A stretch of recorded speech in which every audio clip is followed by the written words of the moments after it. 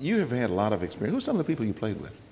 Wow, well, over the years I've played with Jack McDuff, the legendary jazz organist that gave George Benson his start. I've worked with George Benson, Quincy Jones, Al Jarreau, Shaka Khan, Carmen McRae, Betty Carter, yourself, Dr. Billy Taylor, Art Blakey, Roy Haynes. I've played with a lot of great, Tommy Flanagan, a lot of great musicians who've given me the benefit of their experiences. You have your own records out. Now, what label do you record for? Now I record for Verve, which is part of Polygram. When you make a record, I mean, you go into, you're a young man, and you have certain things that you've listened to, certain things you want to do, and you want to say something that's different from some of the people that you've just been showing us. What do you think about when you go in to make a record? Well, I think a record is much like should be like a concert. It should be an enjoyable experience from start to finish for the listener. So I try to put together a program of compositions that encompass a wide range of emotion and feeling, but are somehow tied together by a common theme. You know, so sometimes I made a record about New York. I made a record about the way that I think the blues has influenced different styles of jazz playing. I made a record with strings with a full orchestra that's all ballads and love songs. So it's always about a common theme. Well, now, as I said, there are a lot of young people out here who play the guitar. Do you have any words for them in terms of how they can develop this kind of facility and some of the things that might help them attain the things that you've already got?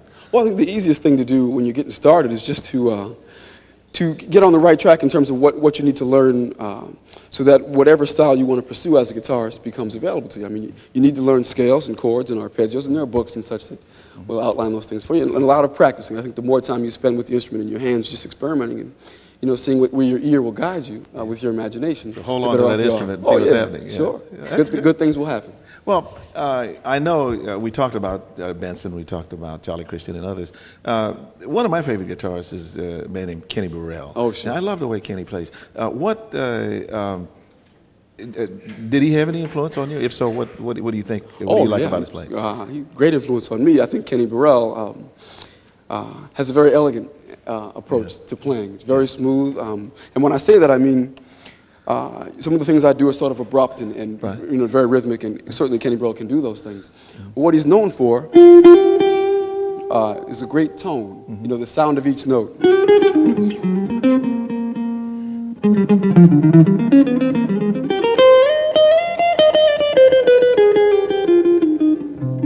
Which lends itself very well to playing things, ballads and you know, romantic music and so forth. But he has a very smooth, a very elegant style, which comes from years of experience and also being just a great musician. Well, we'd like to play something for you at this point that kind of demonstrates what Mark was just talking about. And while we're playing that, we'd like to invite the students in our audience who are looking at us on television to call their questions in at 1-800-578-1396. That's 1-800-578-1396. Now, the song that we're going to play is a beautiful ballad. Kenny Burrell also likes Duke Ellington, and so we're going to play an Ellington tune called In a Sentimental Mood.